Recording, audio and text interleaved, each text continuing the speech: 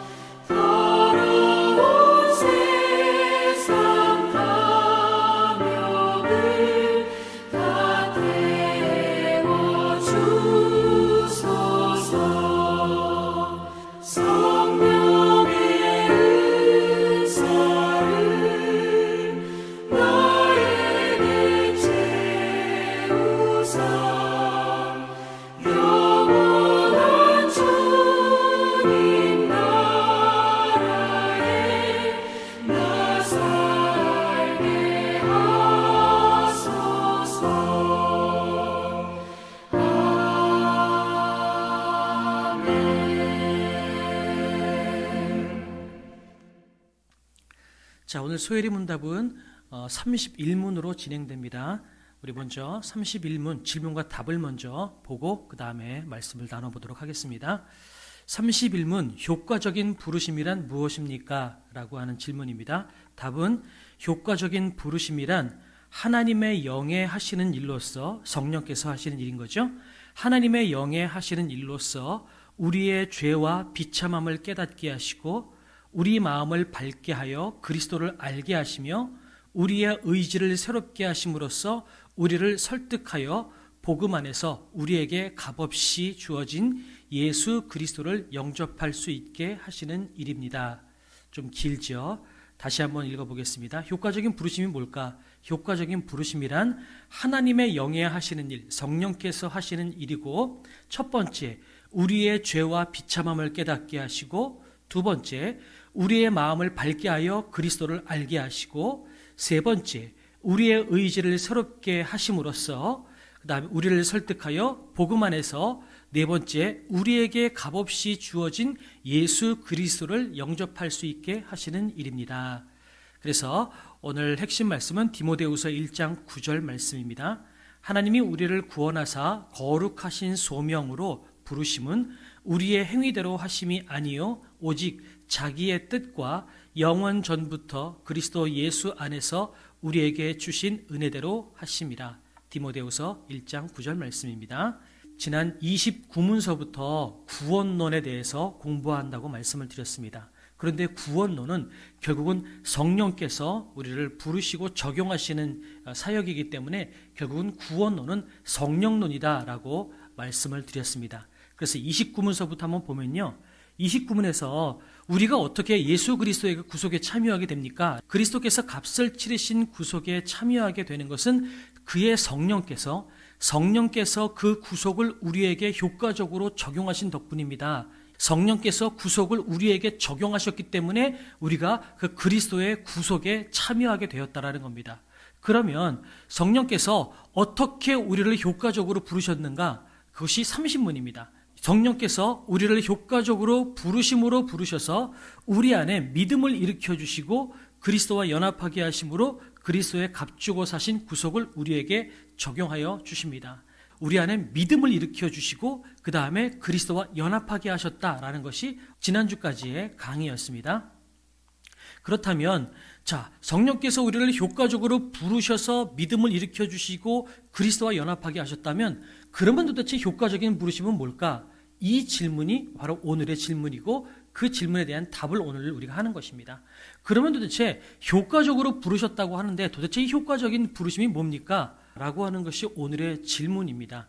그렇다면 우리가 먼저 효과적인 부르심을 두 가지 형태를 먼저 확인할 수 있을 것 같습니다. 이 효과적인 부르심, 성령께서 우리를 부르셨다라고 하는 것은 소명, 콜링이라고 우리가 이야기할 수 있을 것 같은데요. 이 부르심에는요, 여러분 두 가지의 형태를 우리가 찾아볼 수가 있습니다. 첫 번째는 외적인 부르심, 그리고 두 번째는 내적인 부르심입니다. 그러면 도대체 외적인 부르심은 뭘까요? 외적인 부르심은 뭐냐면 누군가가 우리 밖에서, 그죠? 우리 밖에서 누군가가 우리에게 예수 믿으십시오. 예수님께서 당신을 사랑하십니다. 다시 말해서 전도를 통하여서 우리가 복음을 듣게 하고 우리가 교회를 나갈 수 있게 하고 예수 그리스도를 믿을 수 있도록 우리를 부르는 것, 우리를 권면하는 것, 이것을 외적인 부르심이라고 볼 수가 있을 것 같습니다. 그러니까 이 외적인 부르심은요, 밖에서 누군가에게 예수 믿으십시오라고 권면하는 거니까 이거는 누군가에게는 하고 누군가에게는 안 하고 이렇게 골라서 하는 것이 아니라 우리가 해야 될 일인데 누구에게나 우리는 다 해야만 되는 것입니다. 힘써서 우리가 복음을 전하는 일을 감당해야만 되는 것입니다. 그렇다면 이 외적인 부르심은 모든 것들이 다 효력이 있을까요? 약간 오해의 소지가 있기는 하지만 이 외적인 부르심은 모두에게 다 적용되는 것은 아닙니다. 왜냐하면 우리가 복음을 전한다 할지라도 누구는 믿기도 하고 또 누구는 안 믿는 것을 우리가 볼 수가 있잖아요. 그것을 놓고 봤을 때 이 외적인 부르심은 모두에게 동일하게 적용되는 것은 아니다. 우리가 이렇게 생각할 수가 있을 것 같습니다. 그렇다고 해서 우리는 누구에게 적용되고 누구에게 적용이 안 될지 모르잖아요. 그러니까 우리는 만나는 사람마다 온 힘을 다해서 힘써 전하는 것, 이것은 우리의 사명입니다. 구별해서 누구는 전하고 누구는 안 전하는 것이 아니라 이 외적인 부르심, 우리가 해야 될 이 복음을 전하고 전도하는 것은 이것은 모든 사람에게 우리가 다 해야만 되는 것이다 라는 거죠. 그렇다면 내적인 부르심은 뭘까요? 내적인 부르심은 밖에서 예수 믿으십시오, 교회 나오십시오, 예수님께서 당신을 사랑하십니다 라고 하는 말을 들었을 때, 외적인 부르심을 들었을 때 성령께서 우리 안에서 역사하셔서 예수가 믿어지도록 역사하는 것, 이것을 내적인 부르심이라고 볼 수가 있을 것 같습니다. 그러니까 이 내적인 부르심 안에는 창세전에 하나님께서 우리를 택하시고 작정하셔서 예수 그리스도께서 성취하시고 성령께서 우리를 부르신 그 부르심, 그 창세전부터 우리를 예비하신 그 부르심이 모두가 다 포함되어 있는 것이 이 내적인 부르심이라고 볼 수가 있을 것 같습니다. 오늘 내가 예수 그리스도를 믿고 있다라고 하는 것은 하나님께서 창세전에 나를 구원하시기로 택하셨다라고 하는 것을 증명할 수 있는 것이라고 우리가 볼 수가 있을 것 같습니다. 내가 택함 받았는지 안 받았는지 우리가 어떻게 알 수 있을까요? 그것은 내가 지금 예수님을 믿고 있다면 그것은 내 의지로 믿는 것이 아니라 성령의 외적인 부르심과 내적인 부르심의 역사하심을 통하여서 우리가 믿어진 거기 때문에 지금 내가 믿음을 가지고 예수님을 믿고 있다는 것은 선택받았다라고 하는 확실한 증거로 볼 수가 있을 것 같습니다. 다시 한번 말씀드리지만 우리가 예수 그리스도를 믿은 것은 우리의 의지나 우리의 지혜를 가지고 믿은 것이 아니라 성령의 외적인 부르심과 이 안에서 역사하신 내적인 부르심의 역사하심으로 말미암아 내가 믿어진 것이라는 겁니다. 그러니까 내가 믿고 있다면, 내가 예수 그리스도를 믿고 있다면 내 안에서 성령께서 내적인 부르심을 이루시고 그 부르심에 따라서 지금 믿어지고 있다는 사실은 선택받았다, 선택받은 백성이다라고 하는 것을 증명한 것이다 라고 우리가 볼 수가 있을 것이라는 겁니다. 그렇다면 이 외적인 부르심은 모두에게 다 적용되는 것이 아니라고 말씀을 드렸어요. 우리가 복음을 전했을 때 그 복음을 받아들이지 않는 사람도 있단 말이죠. 그러면 그 복음을 받아들이지 않고 예수를 믿지 않는 사람이 있다면 그거는 과연 누구의 책임일까요? 내가 복음을 잘 못 전한 책임일까요? 그거는 내가 복음을 잘못 전한 것도 아니고 능력이 부족해서도 아닙니다. 그저 그냥 성령의 역사하심 가운데에서 그 사람은 안 믿게 되어 있는 것이라는 겁니다. 말씀드렸죠? 우리가 외적인 부르심은 적용이 되는 사람도 있고 안 되는 사람도 있다라는 것, 여러분 그렇게 기억하시면 좋겠습니다. 외적인 부르심의 효력은 항상 나타나는 것은 아닙니다. 그렇다고 해서 내가 전도하는 것에 대해서 믿지 않았다고 해서 이 책임이 나에게 있거나 누구에게 잘못이 있는 것은 아니라는 것입니다. 그냥 그 사람이 적어도 지금은 구원받지 못하는 이 외적인 부르심에 영향을 받지 못하는 사람이다라고 우리가 인식할 수 있으면 좋겠다라는 생각이 듭니다. 우리 마태복음 22장에도요. 천국잔치의 비유 여러분 아시죠? 잔치를 만들어 놓고 많은 사람을 초대하죠. 하지만 누구는 오는 사람이 있는가 하면 누구는 오지 않는 사람도 있습니다. 청함받은 사람은 많되 택함받은 사람은 적다라는 거죠. 모든 사람이 다 청함을 받았지만 그중에 택함받은 사람은 일부만 택함을 받았다라는 것을 우리는 알 수 있다라는 거죠. 또 바울이 복음을 전했을 때도요. 여러분 모든 사람들이 구원받고 예수님을 믿은 것은 아닙니다. 바울이 복음을 전했을 때도 안 믿은 사람들도 굉장히 많이 있죠. 이것을 놓고 봤을 때 이 외적인 부르심의 효력은 항상 있는 것은 아니다. 우리가 이렇게 생각할 수가 있을 것 같다라는 생각이 듭니다. 그래서 복음을 전했다 할지라도 그것에 대한 결과는 두 가지입니다. 믿는 자와 믿지 않는 자가 나타날 수 있다.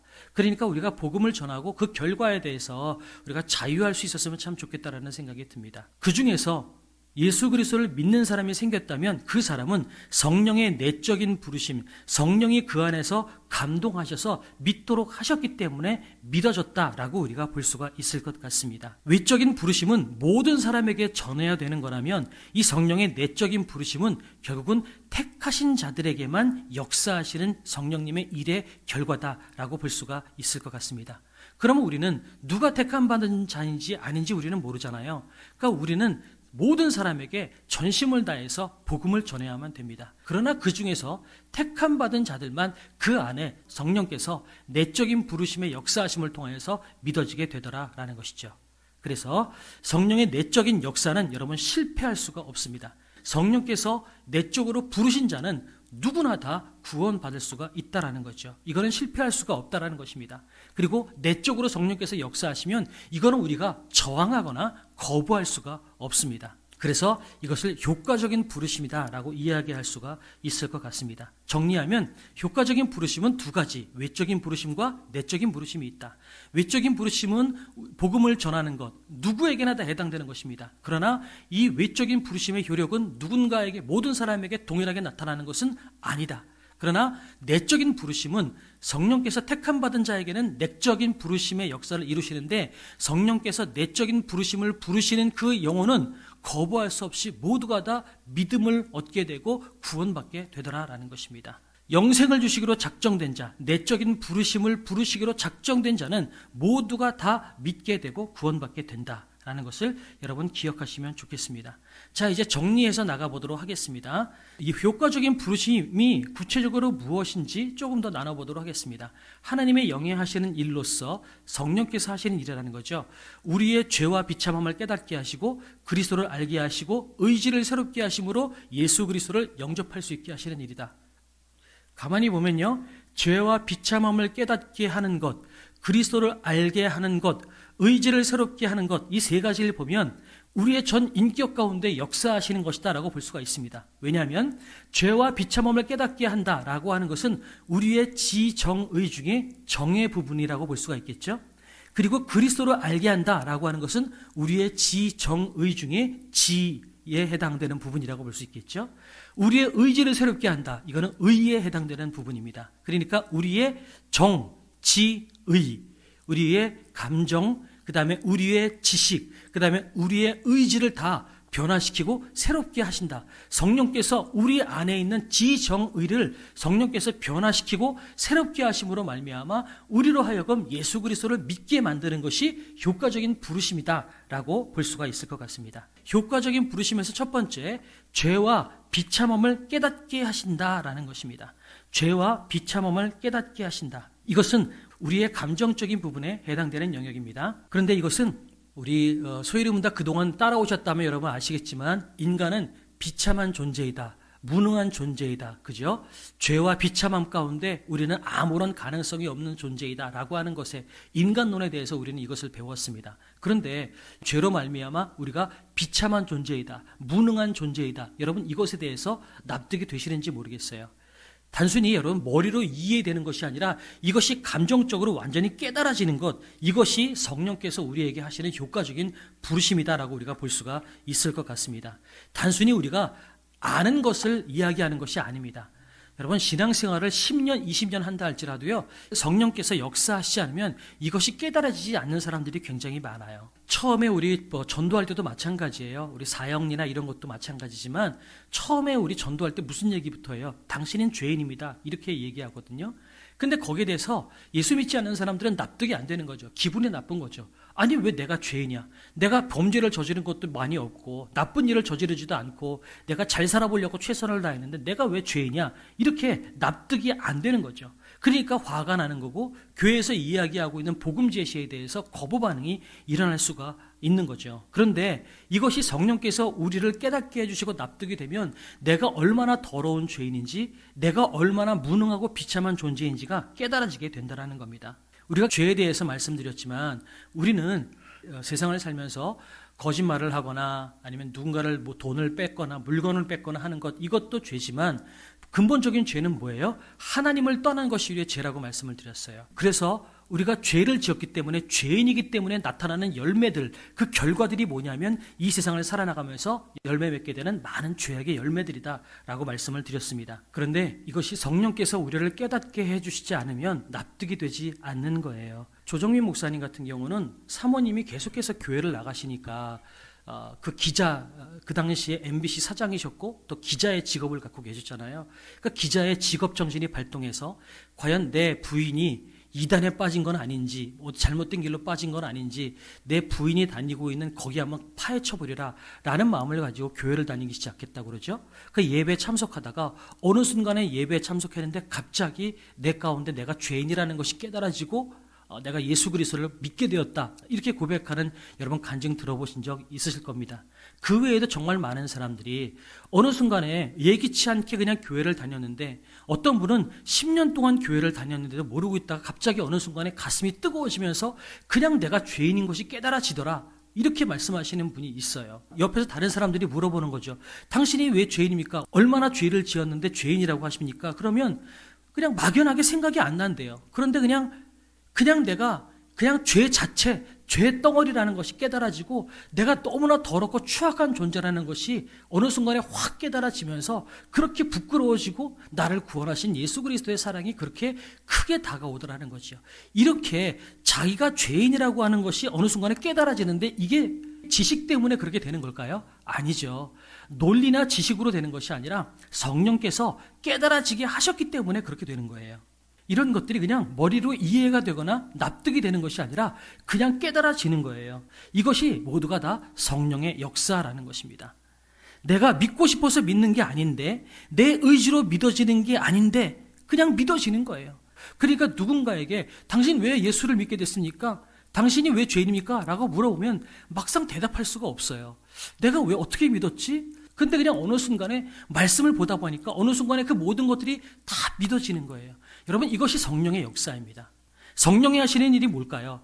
죄에 대해서, 의에 대해서 심판하시는 것 아니겠어요? 성령께서 하시는 겁니다. 요한복음 16장 8절에 보면 그가 와서 죄에 대하여, 의에 대하여, 심판에 대하여 세상을 책망하시리라, 이렇게 말씀하고 계십니다. 바로 성령께서 역사하실 때 이런 것들이 깨달아진다는 겁니다.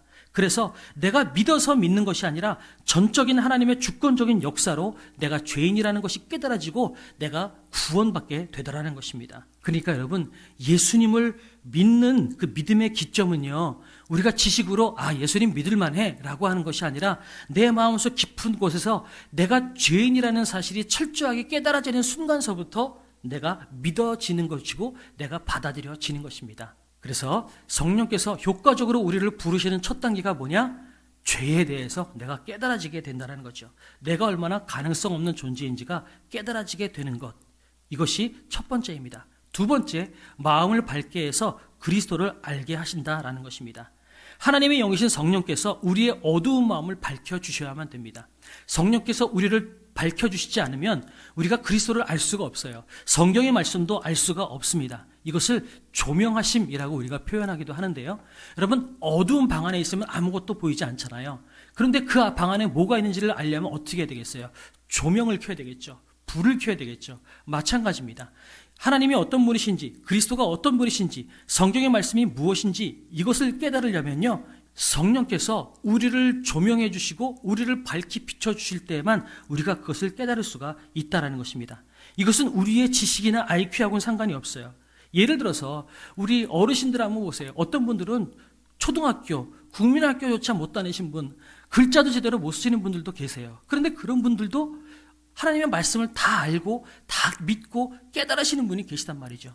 그게 어떻게 가능할까요? 성령께서 밝히 비춰주셔서 마음을 밝게 하셔서 그리스도를 알게 해주셨기 때문에 그것이 가능하다는 것입니다. 에베소서 1장 17절에서부터 19절 말씀 보면요, 우리 주 예수 그리스도의 하나님 영광의 아버지께서 지혜와 계시의 영을 너희에게 주사, 지혜와 계시의 영, 성령을 우리에게 주셨기 때문에 우리가 하나님을 알게 하셨고, 우리 마음의 눈을 밝히사 그의 부르심의 소망이 무엇이며 성도 안에서 그 기업의 영광이 풍성함이 무엇이며 그의 힘의 위력으로 역사하심을 따라 믿는 우리에게 베푸신 능력이 지극히 크심이 어떠한 것을 너희로 알게 하시기를 구하노라. 그러니까 우리가 이 모든 것들을 알 수 있는 건 어디서부터 출발하는 거예요? 지혜와 계시의 영을 우리에게 주셔서 우리의 마음의 눈을 밝히시는 것서부터 출발한다는 거죠. 그러니까 성령께서 우리를 밝히 비춰주심으로 말미암아 우리가 그리스도를 알게 하시는 것, 이것이 성령의 효과적인 부르심의 두 번째 단계라는 것입니다. 세 번째, 어두운 눈을 밝히사 그리스도를 알게 하셔서 그리스도를 따라가게 만든다라는 것입니다. 그리스도를 따라가게 만든다. 내 존재가 죄인이라는 것이 깨달아지는 것도, 그리스도를 아는 것도 여러분 내가 할 수 있는 것이 아니라 성령의 역사하심을 통해서 알 수 있게 되는 거고요. 더 나아가서 우리가 순종하고 또한 그리스도를 따라가는 것, 그 의지조차도 성령께서 우리에게 의지를 새롭게 하셔서 순종하게 하시고 섬기게 하시고 따라가게 하실 때에만 가능하다라는 것입니다. 그러니까 내가 교회를 열심히 해야지, 내가 주님을 따라가야지, 그리스도를 닮은 삶을 살아가야지, 이거는 내 의지 가지고 되는 것이 아니에요. 성령께서 우리에게 그렇게 해 주셔야만 가능하다라는 것입니다.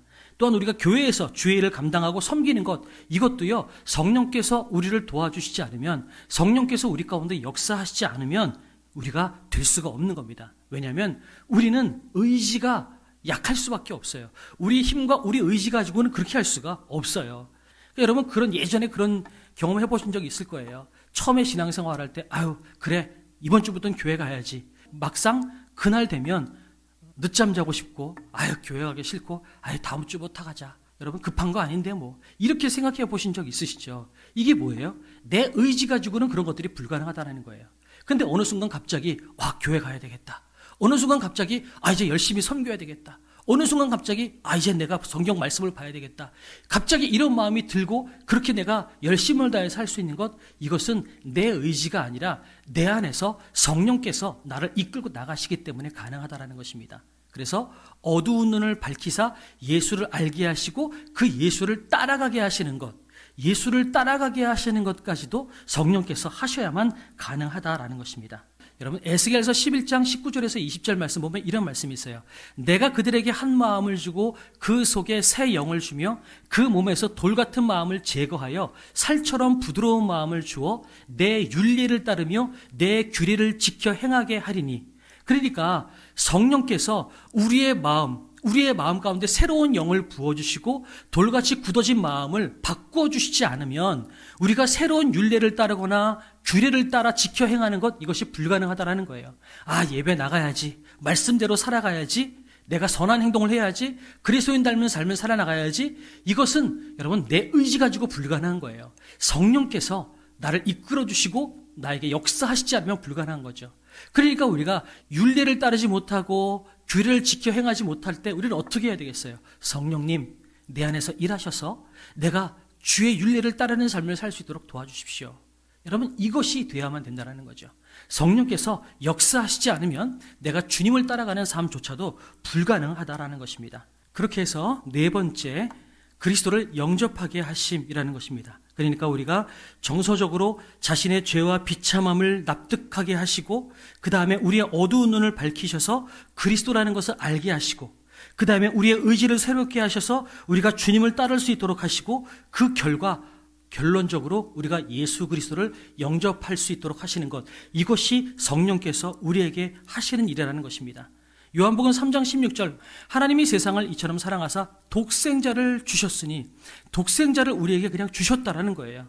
우리가 달라고 해서 주신 것이 아니라 하나님께서 우리를 너무나 사랑하셔서 우리에게 독생자를 주셨다라는 거죠. 그런데 그 독생자를 주셨음을 우리가 믿고 받아들이는 것, 이것도 우리의 의지 가지고는 불가능하다라는 거죠. 이것도 성령께서 우리 가운데 역사하실 때에만 우리가 받아들일 수 있다라는 겁니다. 성령께서 우리를 설득하시는 거예요. 그래서 우리가 받아들일 수 있도록 우리를 이끌고 나가신다라는 것입니다.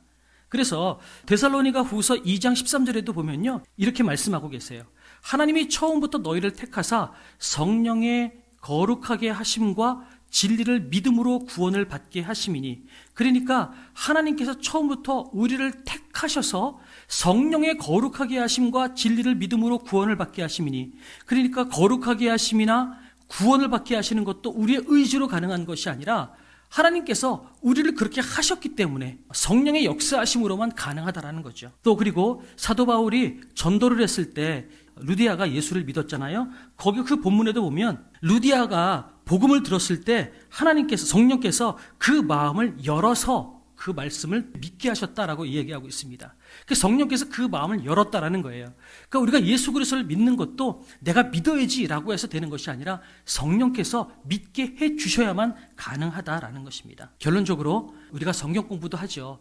그러나 이 성경 공부를 한다 할지라도 여러분, 그것이 머릿속으로 이해되는 것이 아니라 내 마음속에 각인이 돼서 내가 진심으로 죄인이라는 것이 깨달아지고, 그 다음에 우리의 눈이 밝아져서 그리스도가 어떤 분이신지가 깨달아지고, 그 다음에 내 의지가 새롭게 변화되어서 내가 그리스도를 따라갈 수 있게 되는 것, 예수 그리스도를 믿게 되는 이 모든 과정, 어느 것 하나도요, 여러분, 내 힘이나 내 의지가 작용되는 것은 없는 거예요.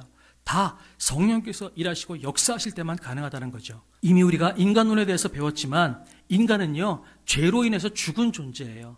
가능성이 없는 존재이고 무능한 존재, 비참한 존재라는 것입니다. 그런데 이 비참하고 전적으로 타락한 부패한 인간, 아무런 능력도 없는 우리에게 성령께서 우리를 처음부터 끝까지 이끌고 나가셔서 우리를 역사하셔서 우리가 예수 그리스도를 믿게 만드신다라는 거죠. 한 가지만 더 나누고 싶은 건 뭐냐면요, 성령께서 우리 가운데 부르셔서 역사하셔서 우리가 예수 그리스도를 믿게 하는 이 과정 가운데에서 여러분, 강제로 하는 것은 하나도 없다라는 겁니다. 강제로 하지 않으십니다. 인격적으로 우리를 대하십니다. 다시 말씀드려서 기다리십니다. 요한계시록에도 그런 말씀 있잖아요. 볼지어다 내가 문 밖에 서서 두드리노니, 그죠? 두드린다고 말씀하세요. 강제로 문을 열고 들어와서 강제로 어거지로 우리를 믿도록 우리를 조종하시는 분이 아니라는 겁니다. 우리가 믿을 때까지 우리를 설득하시고 기다리신다는 겁니다. 아까 말씀드렸죠? 성령께서 하시는 것이 뭐예요? 우리의 지정의를 이끌고 나가신다는 거죠. 그러니까 성령께서 우리의 감정, 이성, 의지, 이것을 계속해서 감동하셔서 이것을 계속 두드리셔서 우리가 예수 그리스도를 믿을 때까지 우리를 설득하시는 분이시라는 겁니다. 억지로 우리를 믿게 만드시는 분이 아니세요. 왜냐하면 우리를 너무나 사랑하시기 때문에 그렇다라는 거죠. 누구는 그 설득 가운데 1년 만에 예수 그리스도를 믿기도 하고요. 누구는 10년, 20년, 40년, 50년이 되어서 예수 그리스도를 믿는 사람들도 있습니다.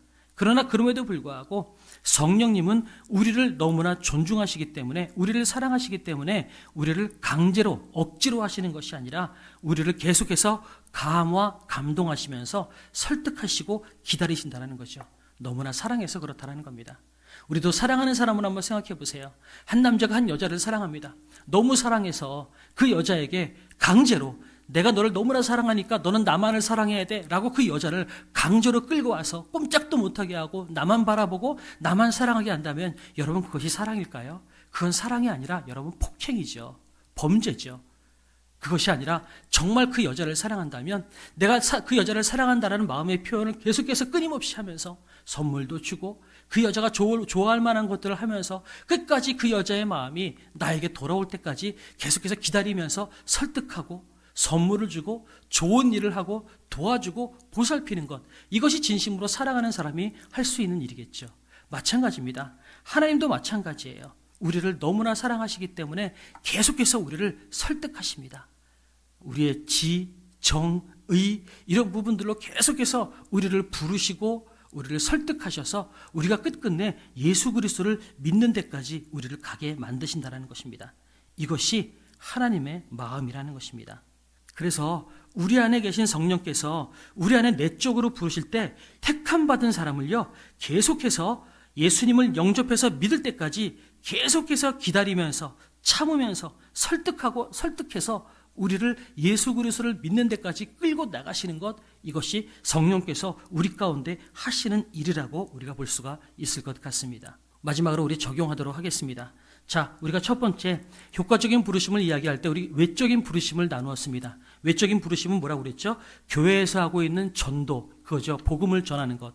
또 교회에 오면 성경 공부하고 또 설교를 통해서, 예배 시간에 설교를 통해서, 또한 성경 공부나 여러 가지 프로그램을 통해서 예수 그리스도가 어떤 분이신지, 하나님이 어떤 분이신지, 얼마나 우리를 사랑하시는지, 이런 것들에 대해서 계속해서 자극을 받고 듣는 것, 이것을 외적의 부르심이라고 우리가 말씀을 드렸습니다. 그리고 내적인 부르심은 뭐예요? 그런 것을 통해서 성령께서 우리 안에 설득하셔서 내가 예수님을 영접하도록 나에게 믿음을 주시고 나를 역사하시는 것, 이것을 내적인 부르심이라고 말씀을 드렸습니다. 그런데요, 여러분, 로마서 10장에 보면 이런 말씀이 있습니다. 누구든지 주의 이름을 부르는 자는 구원을 받는데, 이렇게 말씀을 하시면서 나중에는 어떤 말씀을 하냐면요, 부르면 구원을 받는데 듣지 못했는데 어떻게 믿겠느냐, 이런 말씀을 하면서 전파하는 사람이 없는데 어떻게 듣겠느냐, 이런 말씀을 또한 하시죠.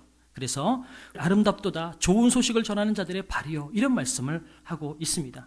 다시 말해서 이 외적인 부르심, 복음을 전하는 발을 아름다운 발이라고 이야기하고 있거든요.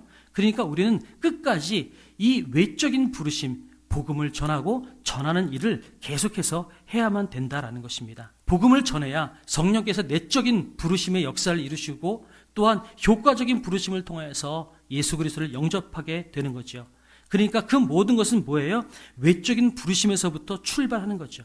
그러니까 우리가 복음을 전하는 일에 힘쓰지 않으면 여러분 성령의 역사하심을 우리가 기대하기 어렵다라는 거죠. 또 한 가지, 우리가 복음을 전하는 것뿐만 아니라 교회 안에서요, 여러분 말씀을 읽는 것, 그리고 서로 권면하는 것, 가르치는 것을 우리는 힘써야만 됩니다. 열심을 다해서 배워야 된다는 거죠. 내적인 부르심은 성령께서 하시는 것입니다. 성령의 전적인 역사로 하시는 것입니다. 그러나 우리는 외적인 부르심은 우리가 해야 될 몫이 있다는 거죠. 그러니까 우리는 공부하고 열심히 예배를 통해서 말씀을 듣고 배우고 또한 복음을 전하는 삶을 살아나가야만 된다는 것입니다. 우리가 지금 성경 공부를 지금 수요 소리문답을 하고 있지만 앞으로 계속해서 여러 가지 모양으로, 특별히 요즘 줌을 배우고 있잖아요. 제가 줌을 배우고 있는 이유가 교회에 나오지 못한다 할지라도 각 가정에서 성경 공부를 할 수 있는, 그래서 앞으로는 좀 성경 공부도 더 많이 하려고 합니다.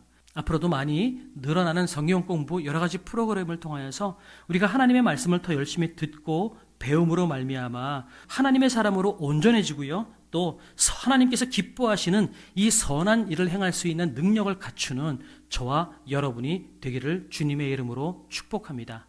여기까지가 우리가 소리문답 31문이고요. 다음 주에는 우리 32문 계속해서 진행하도록 하겠습니다. 제가 기도하겠습니다. 사랑과 내가 풍성하신 아버지 하나님, 오늘 성령의 역사하심을 우리가 배웠습니다. 성령의 내적인 역사, 성령께서 우리를 죄인인 것을 깨닫게 하시고 그리스도를 알게 하시고 또한 우리의 의지를 새롭게 하여 순종하여 주의 길을 따라갈 수 있도록 허락하심으로 말미암아 결론적으로 우리가 예수 그리스도를 믿게 하는 것, 이 모든 것은 성령께서 우리 안에서 역사하시는 것입니다. 그러나 우리가 말씀을 듣고 복음을 전하고 또한 성경 공부를 열심히 하고 또한 배우고 성경을 읽고 우리가 선한 일을 행할 능력을 갖추는 우리 이 외적인 부르심은 우리가 최선을 다해서 감당해 나갈 수 있도록 하나님 도와주시옵소서.